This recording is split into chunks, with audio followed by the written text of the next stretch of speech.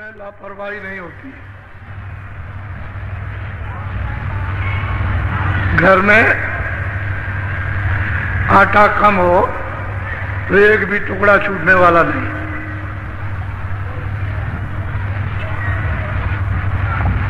उसमें बड़ा आनंद है और भरपूर रहता है तो बर्बादी। पहले गृहस्थ आश्रम में ये नियम था, अब भी है, कि माताओं ने जब सुबह भोजन बनाया तो जो भी चीज पकाई, दाल है थोड़ा सा निकाल के डाल दी, चावल पकाया उसमें से 2-4 तोला चावल निकाल के हांडी में डाल दिया, आटा बनाया तो थोड़ा सा आटा डाल दिया। 1 हफ्ते 10 दिन में हांडी भर जाती है। चावल इकट्ठा हो गया, दाल इकट्ठा हो गया, जरा सी कंकड़ी नमक की डाल दी, 1 आध मिर्चा उसमें छोड़। ये गृहस्थ आश्रम का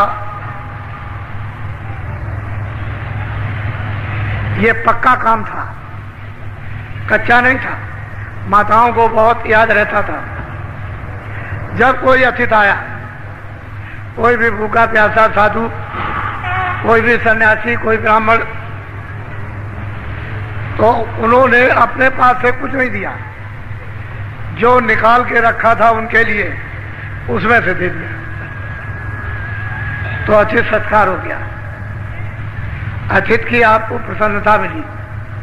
कोई महात्मा आ गए और उनके पास कुछ है तो आपको मुक्ति भी मिल जाएगी, ऐसे ही दे देंगे। कितने प्रसन्न हो जाएंगे, खुश हो जाएंगे। तुमने तो पुण्य कमाया, लेकिन पता नहीं पुण्य के किस समय पर वो पुण्य फलदायक हो गया। कोई महात्मा मिल गया, उन्हीं की सेवा में लगे तो आपका तो आत्म कल्याण हो जाए। ये नियम था और इससे घर गृहस्थी में कमी नहीं होती थी, हृदय में दया रहती थी, अतिथि सत्कार भावना। ये बहुत बड़ा गृहस्थ आश्रम का एक पुण्य कार्य था। अब लोगों ने सब छोड़ दिया, खत्म कर दिया। वैसे अपने लोगों की शिक्षा से बहुत जगह ये है तो लोग उसका पालन करते हैं, लेकिन गृहस्थ आश्रम में सबको ये पालन करना चाहिए। ये सबके लिए, किसी एक के लिए नहीं। तो पता नहीं कहाँ उस पुण्य का सुजोग सही सही बैठ जाए, ये आत्मा मुक्ति पहुंच पा जाए।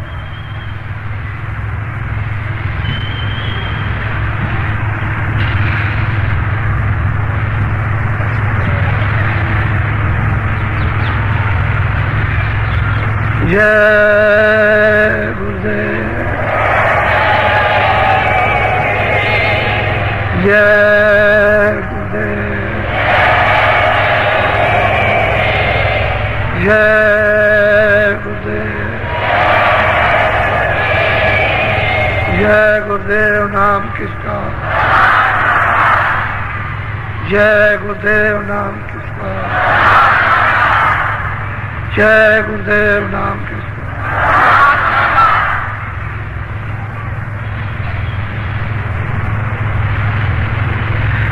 नर नारियों, बच्चे बच्चियों,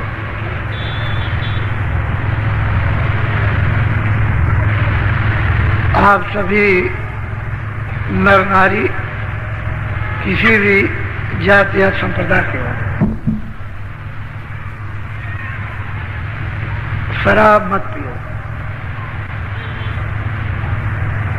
दारू पीना छोड़ दो, ये आपके हित में होगा।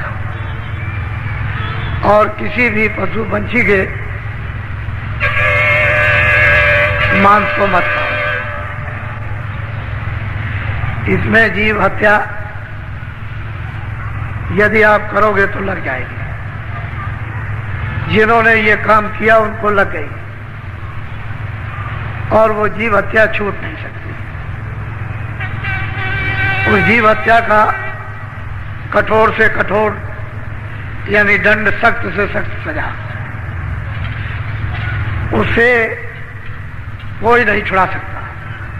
अगर कोई छुड़ा सकते हैं तो सत्पुरुष संत तो छुड़ा सकते हैं, उनके पास तो छुड़ाने का पूरा अधिकार है। लेकिन और किसी तरह से भी ब्रह्मा विष्णु महादेव चाहे तो नहीं, ईश्वर और ब्रह्म चाहे तो नहीं छुड़ा सकते। ये जीव हिंसा हत्या भोगनी पड़ेगी। तो मेरी ये आपसे सबसे प्रार्थना है कि उधर से मुख मोड़ो और अनाज, साग, सब्जी, फल, दूध, घी इत्यादि इत्यादि बहुत व्यंजन है, बहुत प्रकार के फल हैं, इनका सेवन करो तो मन, बुद्धि, चित्त ये पवित्र रहेगा और इनसे काम, क्रोध, लोभ, मोह, अहंकार ठंडा रहेगा। ये चीजें सब उत्तेजित हैं और ये तो दुनिया के काम में भी पूरी पूरी बाधक, परिवार में, समाज में, तो भगवान के चिंतन में तो अतिशय, वो तो इनका उनका कोई मेल बैठेगा।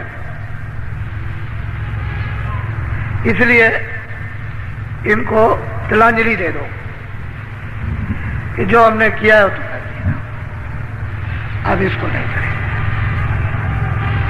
ऐसी मन में जब आप स्वयं निश्चय करोगे, धारणा मन में प्रतिज्ञा करोगे कि ये काम नहीं करना, तो देखो थोड़े दिनों के बाद तुम्हारे हृदय में दया का कितना बड़ा विकास होता है और बुद्धि, विवेक जागेगा। फिर देखो कि सत्संग में कितनी रुचि आती है कि बिना सत्संग के आपका मन भाएगा ही, अच्छा ही लगेगा। फिर तो यह होगा कि सत्संग मिलना चाहिए।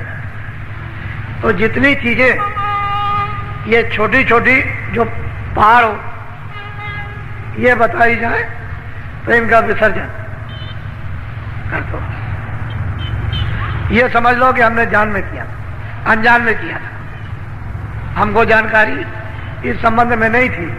अब जब जानकारी हो गई तो डबल मार।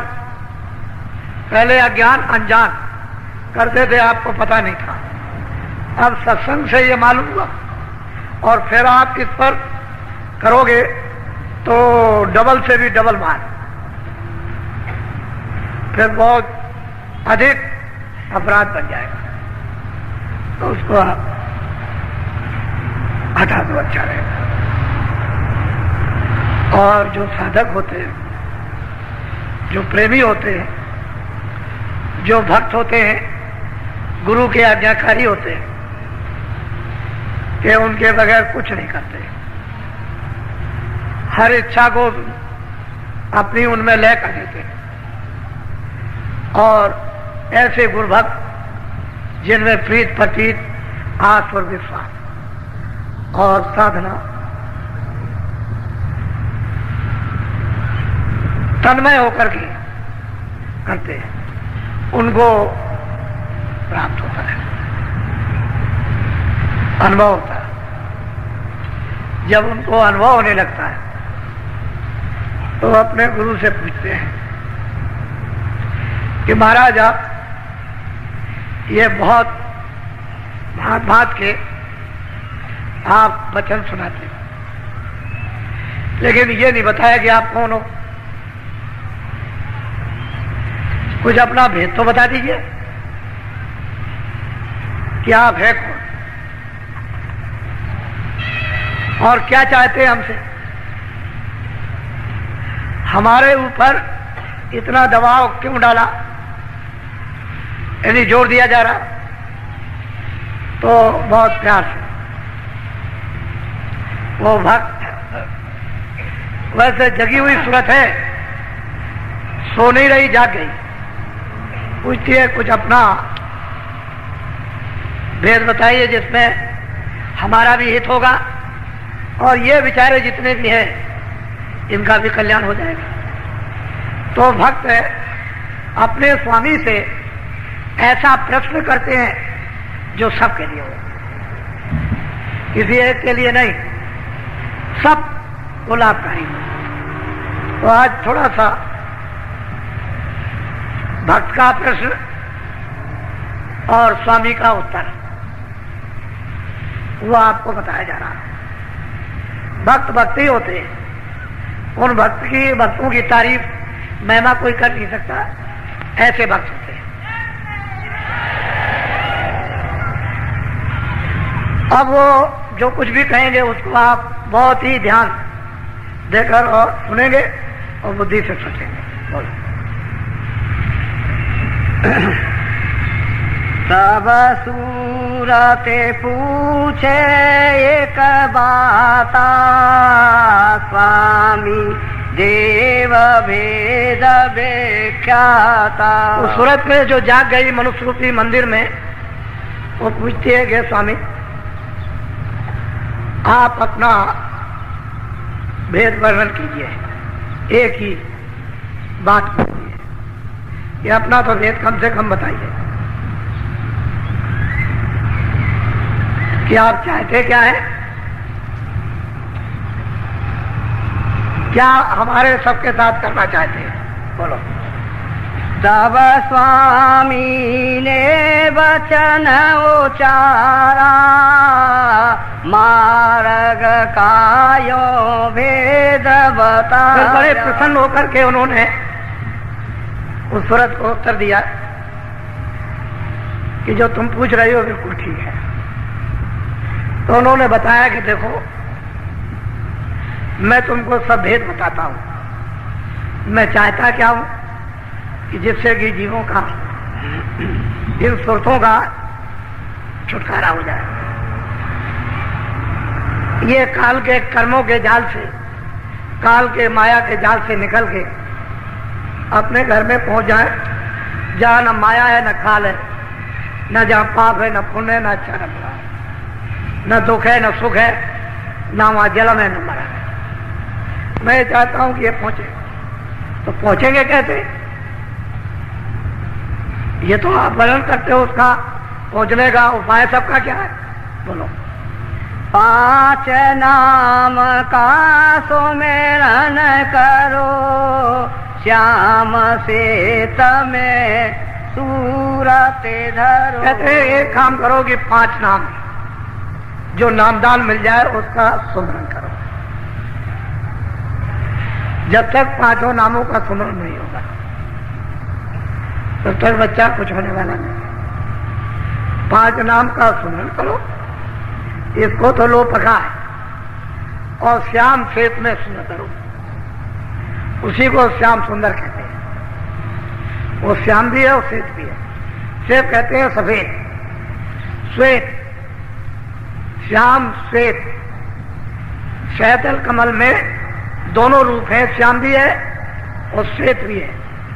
कहते हैं उसमें अपनी सूरत लगा दो, 5 नाम का स्मरण करो। जब आप स्मरण करोगे तो पहले नाम का उसे आप याद करो।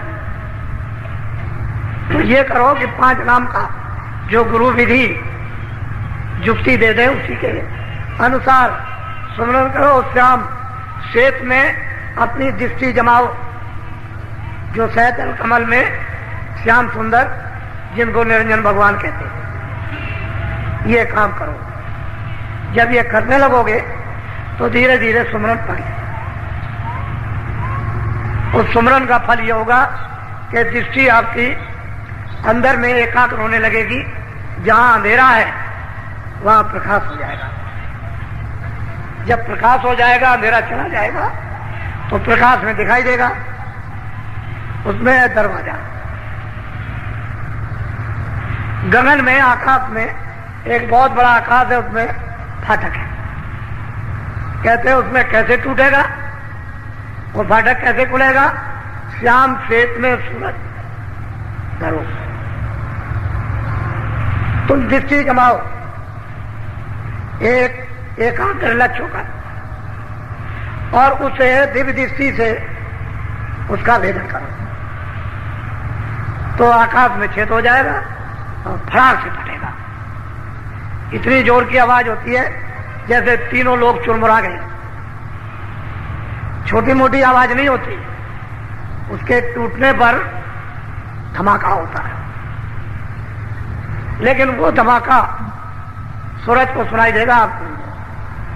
अगर बाहर के कानों को वो धमाका सुनाई दे जाए तो ये कान के सब के पर्दे फट जाए, इतनी आवाज है। श्याम श्वेत में सूरज धरो, वो श्याम भी है और वो श्वेत, श्वेत तो गुरु बैठे हुए, और श्याम जो है वो निरंजन भगवान है।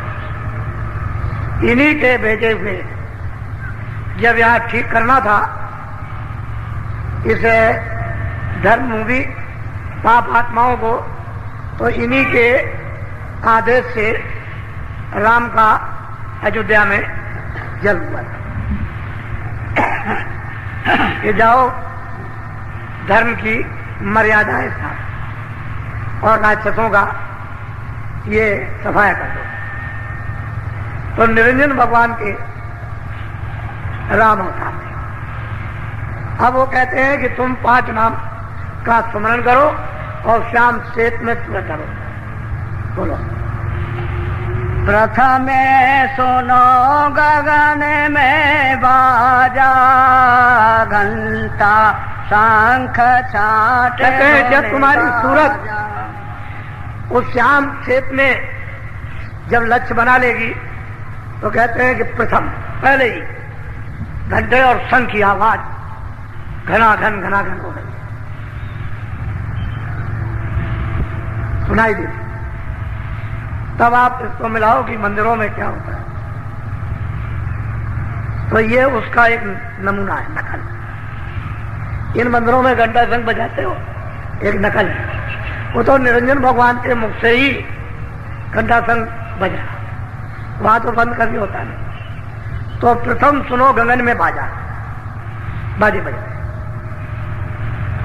और इतने अद्भुत आनंददायक मीठे बाजे, ऐसा मालूम होता है कि अमृत से सने हुए। सुनो गगन में घंटा और शंख, ये सुनने को मिलता है। जब ये मिल जाए, उसको सुनाई दे, तो बहुत सी आवाजें चारों तरफ से प्रकट हो जाती है। ऐसा मालूम हो रहा है कि अनंतों आवाजें उत्पन्न हो रही। फिर उसको धीरे से घंटे और शंख की आवाज को छाट लो,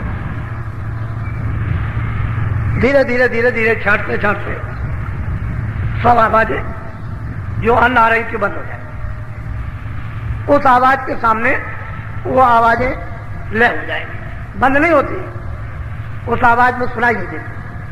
जैसे कोई अब आवाज हो रही है और आप बोलते रहो छोटी मोटी आवाज से, तो सुनाई नहीं देता है। इसी तरह से वो इतनी बड़ी आवाज, यानी इतने बड़े बाजे आवाज करते हैं कि छोटी मोटी वहां पर आवाजें राग रागनी दब जाती है, उसके सामने सुनाई नहीं देती। तो वो अपना भेद बता रहे कि भाई ऐसा करना है कि अगर तुमको चलना है तो 5 नाम का स्मरण करो। फिर अपनी सूरत को श्याम श्वेत में रखो। प्रथम में सुनो गगन में बाजा, घंटा और शंख। तो जब शुरू हो जाएगा तो ये चढ़ने की सीढ़ी मिल गई, ये पौड़ी है। जब ये बाजा सुनने को मिला, बस समझ लीजिए कि पौड़ी मिल गई, सीढ़ी मिल गई, इसको पकड़ के अब चढ़ जाए। बोलो। सहस कमल दल ज्योति लखाई, बांकनाल में जाए। कहते हैं कि ये हमने देखा, सूरज तू उधर चल, ये है, ये त्रिलोकी का नाथ है और 3 लोकों का मालिक है। ये पिंडलोक और अंडलोक और ब्रह्मांडलोक, उसका ये मालिक नाम सैदल कमल में विराजमान है। इनकी आवाज घंटाओं, इसको सुनो और इसमें मिलो, लय हो जाओ, तो ये खबर पड़ेगी कि ऊपर से भी आवाज आ रही है और भी कुछ आ रहा। बोलो। ओंकार और राग धोने लाई, आगे पहुंची सोन लगा। कहते हैं कि वहां ओंकार की धुन, ओम की, वहां इतनी मधुर मधुर गरजे घनघोरा, होय विष्टजन उपल कठोरा, दामे में दमक रही खनमाई, खल की प्रीत यथा फिर नाई।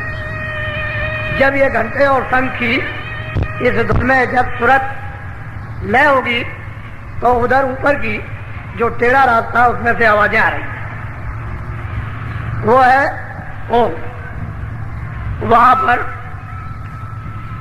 बादलों की गर्जें, गड़गड़ाहटें, मधुर मधुर सदैव मीठी और मृदंग, ताल मृदंग बजते रहे। इतने सुहावने, इतने मीठे ये बाजे हैं। और ये है ब्रह्म, इसकी 3 लोक से अलग है, इसका लोक अलग है, इसका राज भी अलग है। ओम का राज अलग है और निरंजन भगवान का राज अलग। ये 3 लोक के मालिक हैं और वो ब्रह्म अपने ब्रह्मलोक का मालिक, वो अलग है। तो ऊपर की आवाज जब सुनाई देगी तो इसी रास्ते से जब इसमें सूरत लय हुई घंटे शंख में तो आवाजें आ रही हैं, वो इस पर सोने लगती है, क्योंकि स्थूल खोल उतर गया, लिंग भी उतर गया, अब वो सूक्ष्म में चल रही है और आवाजें आने लगी, उधर से सुनाई देने लगा। जब उसमें लय हुई, जो गड़गड़ाहट, मधुर मधुर गर्जन और मृदंग तालानुपा जो वहां बज रहे उसमें जब लय हुई तो फौरन उसे ओंकार पद को सूरत यानी प्राप्त जब करती है तो वहां पर एक केंद्र बना हुआ। जैसे ही उसने प्राप्त किया कि ऊपर की धुनें तरह तरह की उसको सुनाई देने लगी और ऊपर में तो कोई खोला नहीं है, बस ये जब सत्य स्पर्श रूप रसगन जब ये उस धुनी में लय हुई, ओंकार धुनी में बादलों की गरज और मृदंग की, तो फौरन केंद्र पर पहुंच गई और ऊपर से आवाजें आ रही। तो ये सूरत गुणातीत हो गई। अब सब गुणों से नहीं, अब ये किसी गुण के अंदर नहीं है। जल पृथ्वी अग्नि वायु आकाश ये मृतलोक है। 17 तत्वों का जो लिंग शरीर, 10 इंद्रियां, 4 चतुर्थ मन बुद्धि चित्त और अहंकार और रजोगुण तमोगुण सतोगुण, ये 14 तबक 14 लोक जो स्वर्ग वैकुंठ में वहां इसकी एक सीमा है आगे। सूक्ष्म लोक है 9 तत्वों, सत्य स्पर्श रूप रसगन और मन बुद्धि चित्त और अहंकार, ये 9 तत्वों का एक खोल, इसको भी पार कर गई। और त्रिकुटी में 5 तत्वों का शब्द स्पर्श रूप रसगन और कोई चीज नहीं है। जब इसको भी इसने जब पार किया और जब केंद्र पर पहुंच गई तो नीचे खा सब छोड़ दिया। अब यही सूरत जो दोनों आंखों के पीछे बैठ गई, वो ओंकार पद में उनका तो साक्षात कर ही लिया, लेकिन गुणातीत हो गई। अब वो गुणों के अंदर नहीं आ सकती, ना उसको गुण को लिबायमान कर सकते। तो यहीं से जो शुरुआत होती है ऊपर में, वो प्रकृति लोक की होती है। ऊपर में पुरुष है जिसको पारब्रह्म कहते हैं, निरंकार पुरुष जो 10वें द्वार में विराजमान, नीचे है प्रकृति, वहां से कृष्ण भगवान भेजे गए थे, इसलिए कृष्ण भगवान गुणातीत थे। लेकिन प्रकृति ने उनको भेजा था काम करने के लिए, यहां वो काम हो नहीं सकता था अगर वो भेजती नहीं तो। उनको भी गुण लिपायमान नहीं कर सकते थे, लेकिन जिस काम के लिए भेजा वही काम किया।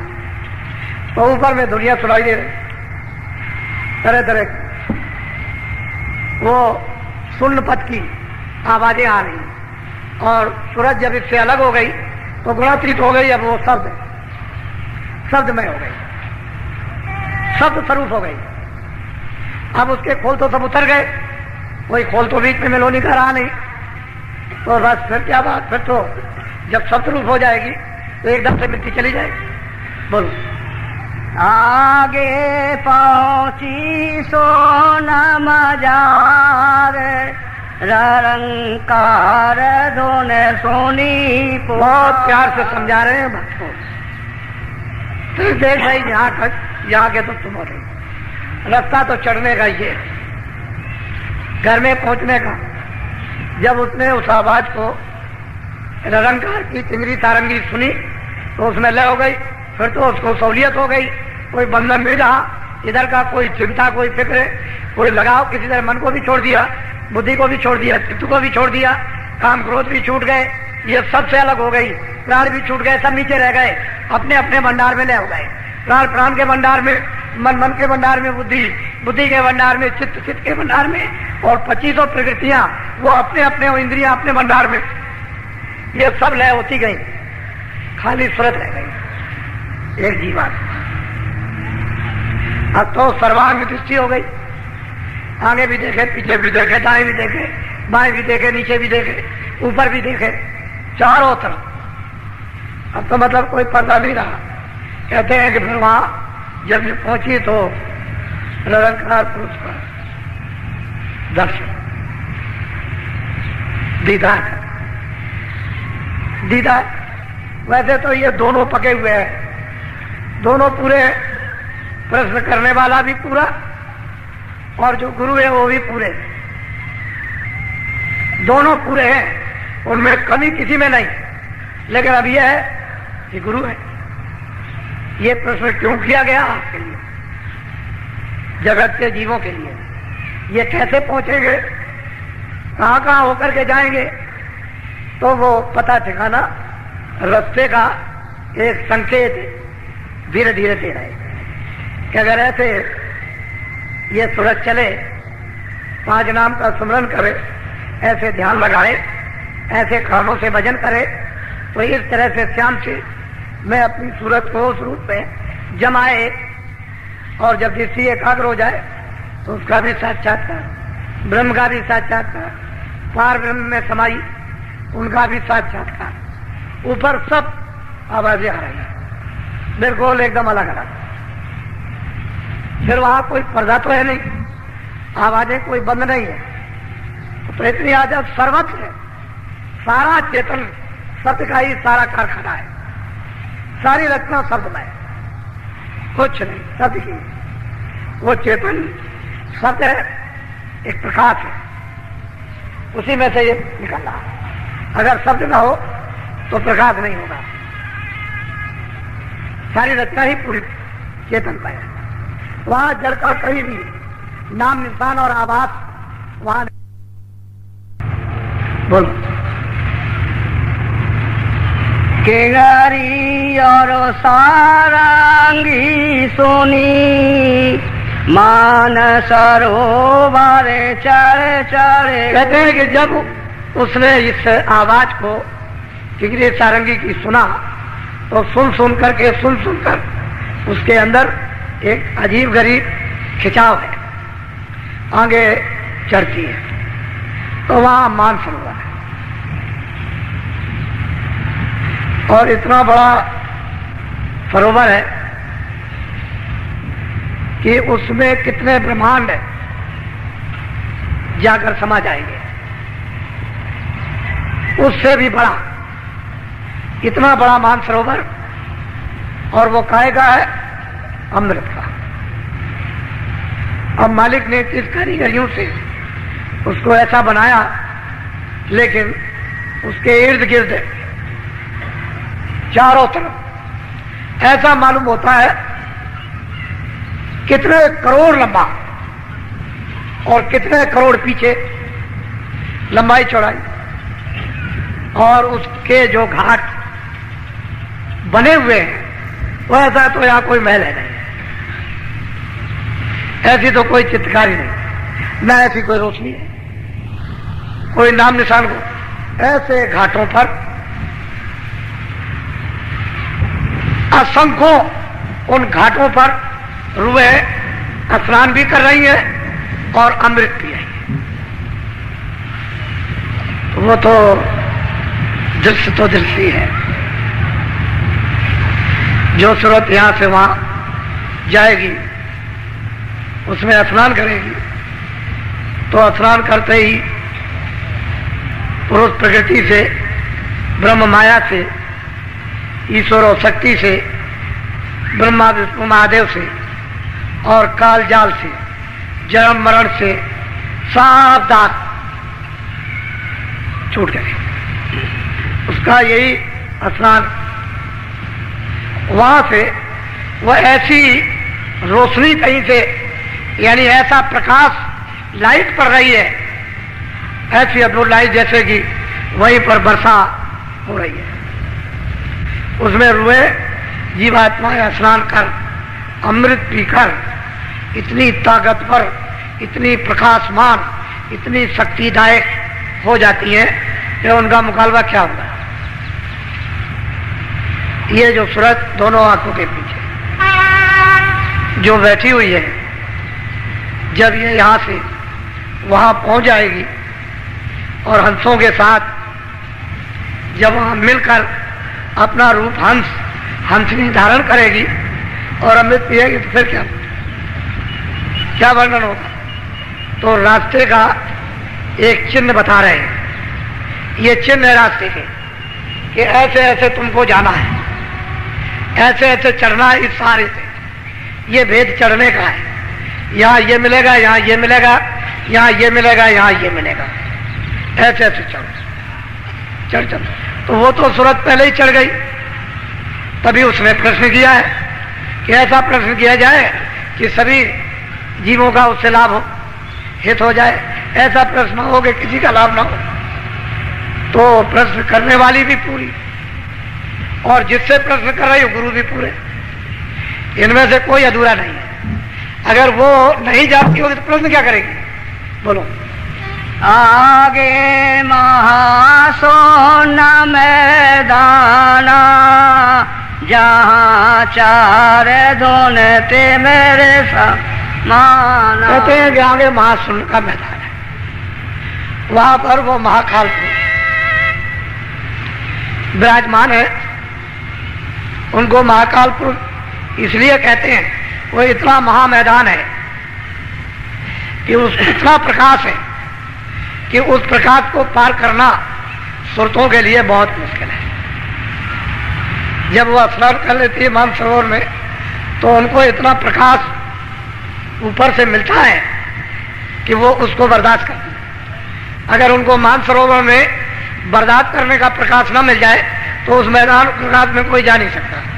तो आगे महासुन का मैदान है, बहुत वैसे रचना तो गजागज है, कोई ऐसा ही मैदान नहीं है, कोई भी एक तिल भर भी, एक कण भर भी रचना से खाली नहीं।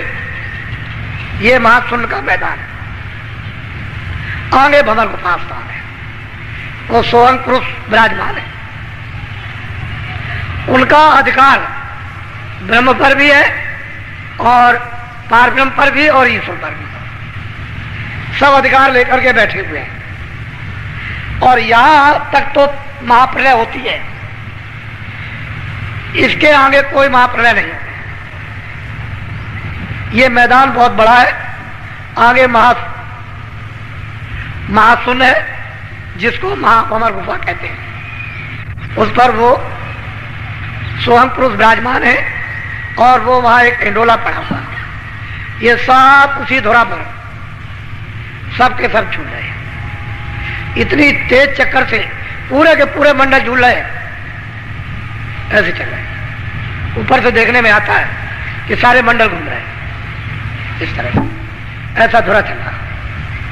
कितने युग कितने कल्प बीत गए बराबर यही, इससे ये सब चक्कर घूम रहा, स्वर्ग भी घूम रहा, ब्रह्मांड भी घूम रहा, पार ब्रह्मांड भी घूम रहा, पूरा का पूरा ये। तभी तो इंडोला पड़ा हुआ है, नहीं तो कैसे पता चले? वहां देखने से मालूम होता है। तो निशाना बता रहे कि सूरज स्नान करने के बाद तुमको महासुन के मैदान में प्रकाशमान में जाना होगा, और वो इतना प्रकाशमान मैदान है कि वहां रूहें चकाचौंध हो जाती है, मालूम होता है कि प्रकाश में कुछ दिखाई नहीं देता। तो जब तक मानसरोवर में स्नान न करें उस प्रकाश में, तब तक वो बर्दाश्त नहीं कर सकते। तो निशान बता रहे हैं कि ये जाने का रास्ता। बोलो। ताके परे धाम सतनामा बीन बाजे सतलोक। बहुत प्यार से समझा रहे कि तूने पूछा तो ठीक है, इस भंवर गुफा सुहंग स्थान के परे वो सतधाम है, और उनका नाम है सतना, वो धाम है। ये इन सब के वो पिता है, और ये सब उनके बच्चे हैं, और हम भी उनके बच्चे हैं। ये वही से सब कुछ मिला। ये जीवात्माएं भी सतधाम से, सतलोक से ये भेजी गई, और ये अलग अलग मंडलों में, ब्रह्मांडों में तकसीम कर दी गई। कहते हैं आगे सतधाम है। बोलो। सोनत सोरते फेरे आगे चली। वहां जब वो पहुंच गई सतधाम में, तो वहां पर वो देख रही कि बीन बांसुरी अद्भुत अद्भुत बज रही, चारों तरफ वही आवाज, ऐसी मस्तानी मधुर। वो सत पुरुष का जो बाजा है वो सबके ऊपर छाया हुआ। वहां पहुंच करके सूरत ने सतपुरुष का सतधाम में, सतलोक में दर्शन किया। कहते वहां जाएगी तो सतपुरुष का दर्शन होगा। रास्ता ये चलने का है, लेकिन गुरु साथ, बगैर गुरु के उधर कोई नहीं। साथ रखना हर वक्त, उनको जरा भी छोड़ना नहीं। वो तो ऐसे लेकर के चले जैसे छोटा बच्चा या अंधा, उंगली पकड़े रहो, छोड़ना नहीं। ऐसे साथ साथ रहेंगे तो पार जाओगे। तो आगे सदा सतपुरुष का दर्शन। कहते हैं अभी तो और कुछ है। बोलो। कोटे नयारब सूर ओजियारा अलग अलग धाम है। कोटान कोट सूरज उसके एक एक रोम में लगे हुए, और वो अलग था। सतलोक के ऊपर में अलग लोक, अलग पुरुष का दर्शन। सतलोक में और अलगम लोक में कोई अंतर नहीं है। ये भी पवित्र है, वो भी पवित्र है। इसमें उसमें कुछ भी कोई मिलोनी नहीं किसी तरह की, लेकिन छोटे बड़े हैं। सतलोक से अगम लोक बढ़ा। कहते हैं वहां पर दर्शन हुआ अगम पुरुष का। फिर आगे क्या वर्णन करते हैं? बोलो। तहाँ से अगम लोक को चली, अगम पुरुष से जाकर। कहते हैं उसके ऊपर में अगम लोक, वहां आगे चलती जाती है। उसकी आवाजें तो यहाँ पर कोई इन्होंने बताया नहीं है कि भाई उसकी आवाजें अगम पुरुष की या अलग पुरुष की। वो तो मतलब है कि वर्णन करने में नहीं आएगी। उसका तो कोई निशान और नमूना यहाँ पर तो किताबों में दिया नहीं, क्योंकि आवाज तो है ही, बगैर आवाज के नहीं। कहते हैं वहां वो पहुंची और अगम पुरुष का भी दीदार और दर्शन किया। ये रास्ता जाने का। लेकिन जब सत धाम में पहुंच जाएगी, सतलोक में, सतपुरुष तो वहां स्वतंत्र है। कोई किसी तरह का बंधन नहीं, आगे चले जाओ, वहां रोक टोक नहीं है, सीधी जाओ। किसी तरह का भी कोई बंधन नहीं। बोलो। ताके आगे रहत अनामी निज घर संतन अब कहते हैं कि इसके आगे अनामी धाम है। वो सबका मालिक, सबका शहंशाह, सबका बादशाह है। वो मतलब उसके आगे कुछ नहीं। जो वहां गए वो चुप, कोई कुछ बोल नहीं सकता। उसको कहते हैं अनामी धाम। वो अनाम पुरुष। रामायण में लिखा है कि एक अनीय अनामा आगे सच्चिदानंद प्रभु धाम। बहुत अच्छा वर्णन किया उन्होंने। वो कहते हैं कि इस तरह से वो संतों का निज धाम है, वहीं से भेजे जाते हैं। लेकिन ये अनामी पुरुष ने अलग, अगम लोग, अलग लोग और सत लोग, ये तीनों एक रस बनाए, रचे हैं। और नीचे की जो रचना हुई है वो सतलोक से हुई। वो सतनाम उसका नीचे की रचना का कुल्लम कुल यानी कर्ता धर्ता सतपुरुष, उनका नाम है सतनाम। यहां से और आगे तो वो सब एक रस है, उसमें तो कोई बंधन नहीं है। जब सतलोक में सूरत पहुंच जाए तो आगे चली जाएगी। उसको इतना बल, इतनी शक्ति उसके पास, और वहां सतपुरुष की ऐसी मर्जी के आगे जाओ, आगे चली जाती है।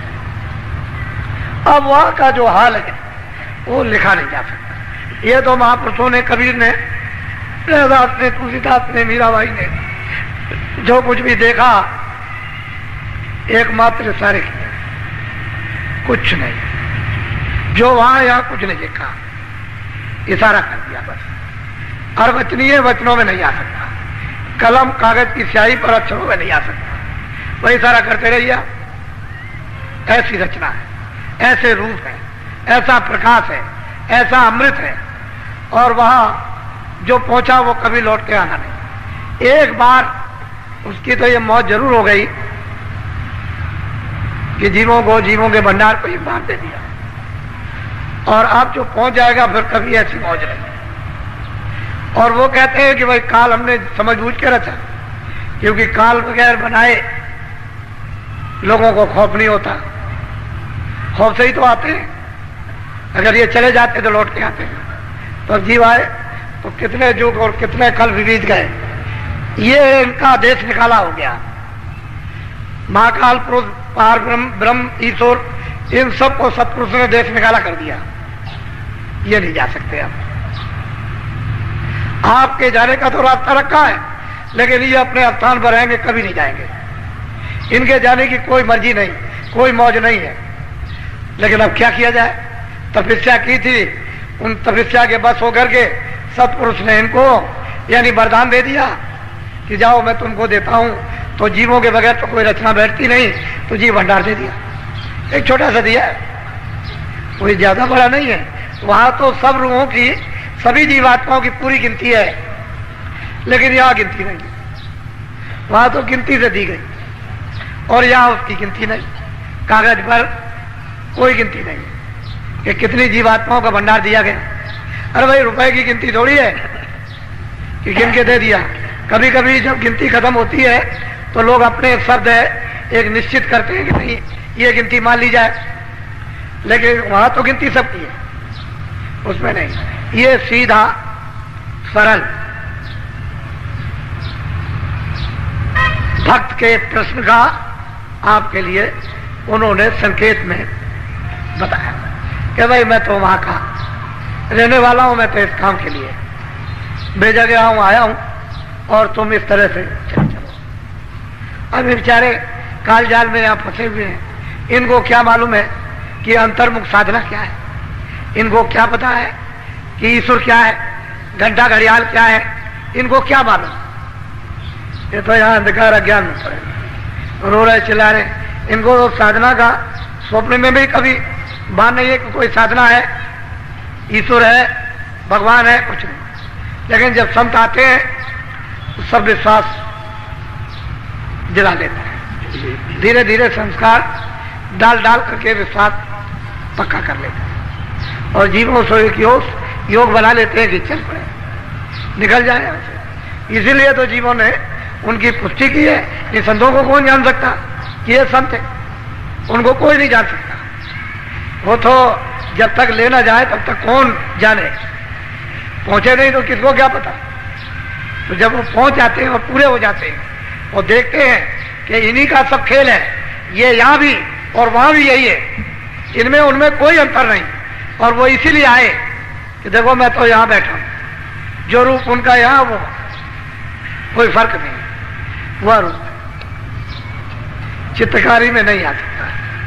वो काला सांवला नहीं है, वो तो अरूप है। इसलिए आप लोग जो नामदान पा जाओ तो थोड़ा सा साधन करो, कोई बड़ा मुश्किल नहीं है, सरल है, सीधा है। केवल थोड़ा सा मन पर घेरा घेरी में दबाव पड़ेगा कि भाई यहां से मन हटा लो, यहां से रोक लो, बुद्धि को चित्त को रोककर समय अभ्यास, समय भजन के वक्त इसको रोको और कानों के साथ में लगाओ। तो जो तुम इंद्रियों से इसको रस मन को देते हो वो तुमको शब्द से मिलने लगेगा। वो तो गहरा रस है, गहरी ठंडक है, गहरी खुराक है। अगर कहीं वो नशा चढ़ गया तो उतरने वाला नहीं। इसीलिए लोग चीखते रहते हैं, कहते भाई इसको क्या हो गया, ये पता नहीं, बदल गया, बदलता ही नहीं। तो उस पर गहरा रंग जब चटक चढ़ जाता है मस्ती का तो बदलता नहीं है। सब चीखते रहो, पछताते रहो, कोई कुछ नहीं कर सकता। लेकिन जब तक रंग नहीं चढ़ा तब तक आप भटक रहे।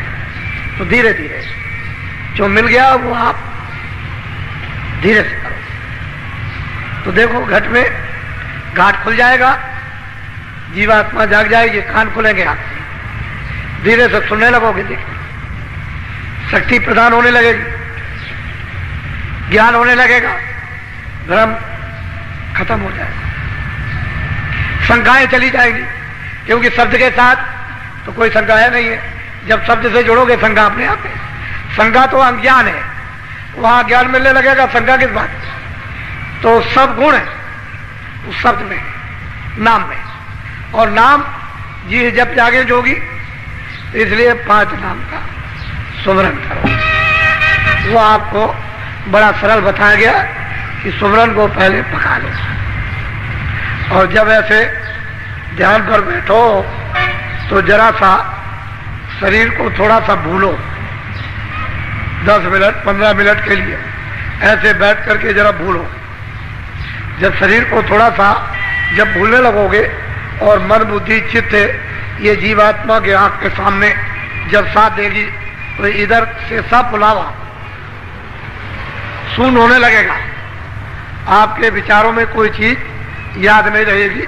इसको कहते हैं शरीर भूलना। जैसे ही बुद्धि मन और चित्त सूरत के साथ काम करने लगे कि अब ये चीजें भूलने लगे, और उधर शब्द काम करने लगेगा, तो ये सूरत मन दोनों शब्द को पकड़ लेंगे। तो ये आसानी से जुक्ति लेकर के काम कर डालो, इसमें ढील मत करो। अब दया तो मालिक की आपको मिल रही हर तरह से, और उस दया को समझदारी से ले ही लेना चाहिए, ताकि बाहर भी और अंदर भी काम कर जाए। अंदर तो उसका स्थान बना लो, फिर बाहर भी काम आ जाएगी। कोई चीज जमा तो करो, जब ज्यादा अफरात हो जाए तो किसी और के भी काम आ जाए। फिर महात्माओं के पास तो भंडार होता है, उनके पास तो कुछ खत्म होने वाला नहीं कि उसमें से कुछ घट जाएगा, घटेगा कुछ नहीं। वो तो जैसा उचित है आपको समझेंगे वैसा ही काम करते हैं, जिससे आपका लाभ फायदा हो जाए और दोबारा पुनः ये जीवात्मा वापिस लौट करके न जाए और चढ़ चले। तो यहाँ घर आपका नहीं है, ये है परदेश। आज होगा अभी नामदान, कुछ लोग नए भी आ गए जो ये इच्छा लेकर आए हैं कि भाई 7 दिनों का साधना कार्यक्रम, इसमें नामदान होगा, तो चलो नामदान ले आए। 2 दिन सत्संग सुनेंगे, कुछ वहाँ करेंगे भी, समझेंगे भी, कुछ याद भी कर लेंगे, फिर घर लौट करके प्रतिज्ञा करके दृढ़ता ले करके कुछ करेंगे, कुछ चलते चलाते कुछ अपना भी भला हो जाए, नहीं तो दुनिया की ये मुसीबत तुम्हारे कर्मानुसार जो बादलों की तरह से छाई जा रही है और उसकी आभास आप सब लोगों को मालूम होने लगा कि आगे तकलीफ आने वाली है। सही बात है, तकलीफ आने वाली। वो कोई महात्मा का श्राप तो नहीं है कि भगवान ने आपको श्राप दे दिया, ये तो सब कर्मों का खेल होता है, उससे ये तकलीफ है। आत्मा चाहते हैं भाई किसी तरह से तुम बच जाओ, ऐसे धीरे से निकल जाओ, तकलीफें बगल से निकल जाओ। और तुम अगर नहीं जानोगे, नहीं निकलोगे तो सीधे तकलीफ में कूद पड़ोगे, तो तकलीफें आपको चाट जाएंगी, भस्म कर देंगी। तो वैसे ही रह जाए, चले जाओ। दुनिया को रोते चीखते चिल्लाते तो समय काल, उस समय लोगों ने, योगियों ने, ज्ञानियों ने, सबने देखा। अभी देख लेंगे, उसमें बात क्या है। तो आप नामदान ले लो।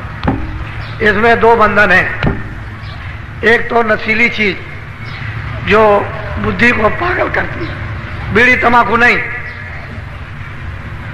हुक्का। इसलिए आपको ये कहा जाए कि खाना मत खाओ, कपड़े मत पहनो, काम मत करो, बच्चों में मत खाओ, तब खाओ। खेती करो, दुकान करो, दफ्तर करो, दवा लो, आप कपड़े पहनो, खाना खाओ, 100 बार बच्चों की सेवा करो, अतिथि सत्कार उनका करो, आपका वो करे, सब करो। बाद में तो समय बच जाए तो भजन कर, यही तो कहा जाता है। जब कोई काम ना हो तब कर लो, उतना तो समय आते से। अगर नहीं देते हो तो तुम झूठे हो। तुमने गर्भाशय में वादा किया था कि अब की बार मुझे इसे काल कोठरी से निकाल दीजिए, महान वेदना हो रही है, मैं आपका जरूर बदलूंगा। तुम बड़े वादा खिलाफ निकले, बड़े झूठे निकले कि तुमने अभी तक शुरू नहीं किया, इतनी प्रतिज्ञाएं करी, एक भी पूरी नहीं की। फिर वो पूछेगा कि तुमने प्रतिज्ञा की थी और ये पूरा क्यों नहीं किया, तो क्या जवाब दोगे उसके साथ। उसने तो काया दी, इसके लिए थोड़ी दी है बुरे काम करो, अच्छे काम करने के लिए अच्छे काम करो। बुरा करोगे तो फिर वो सब पूछेगा, मुजरा लेगा, सब ले लेगा, छोड़ेगा कुछ नहीं। अच्छा काम करो जो फिर कुछ मांग ना सके। तो अब आप इसको समझ लो, नामदान लो। जो कुछ भी आप आज भी लोगों ने मुझसे कहा, नए लोगों ने, कि मैं भजन पर ध्यान पर बैठा था तो मुझे कुछ सुनने को, कुछ देखने को मिला। हमने भाई छुपा के रखना, ये तो दरवाजा सच्चा है, रास्ता सच्चा है, वेद सच्चा है, नाम सच्चा है, उपासना जो कराई जा रही सच्ची सनातन है, उसमें कोई गलती निकाल नहीं सकता। तो जब दरवाजे पर बैठोगे तभी तो होगा। तो बताना नहीं, समझ कर हमको तो बता सकते हो, क्योंकि हमको नहीं बताओगे तो आगे रास्ता कौन बताएगा। आप अपना बताओगे, मैं आगे रास्ता बताऊँ। तो मुझे बड़ी खुशी हुई, बहुत प्रसन्नता हुई कि लोगों ने नामदान लिया और बैठ के कुछ थोड़ा बहुत तो मालूम हुआ कि हमारे घट में कुछ है। और तुम करोगे, जब कुछ समय लगेगा, करोगे, कुछ देर हो जाएंगे तो अपने आप सामने आ जाए। तो बहुत होशियारी से नामदान ले लो। यह है मंत्र, दीक्षा, गुरु मंत्र, इसको कहते हैं नामदान। अब वो दीक्षा गुरु मंत्र नहीं है, उपदेश में ही नामदान, और ये सर्वोपरि दान है, इससे बढ़कर के कोई दान नहीं। तो ये दान आप ले लीजिए। जो भगवान का नाम बोलूंगा सब लोग एक साथ एक आवाज में बोलना, आगे पीछे नहीं, और शुद्ध उच्चारण करना। तो जैसे भी कोई कहते हैं कि भजन भी नहीं कर पाएंगे और श्रमदान भी नहीं, चलो रोटी बनाओ। तो कहते हैं कि रोटी भी नहीं बना सकते और श्रमदान भी नहीं करेंगे, भजन नहीं, तो चलो झाड़ू ही लगा दो।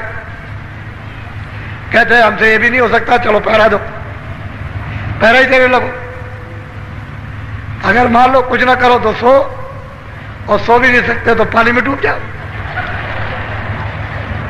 फिर क्या किया जाए जब कुछ ही नहीं कर।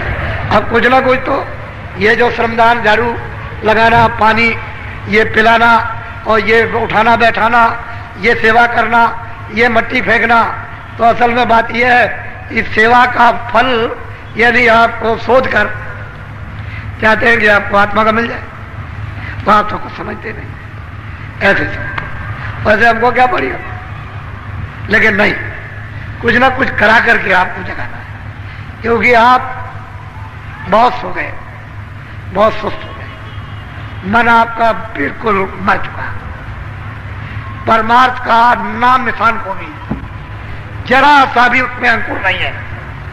तो वैसे में अंकुर पैदा कर, तो कोई ना कोई तो बहाना चाहिए।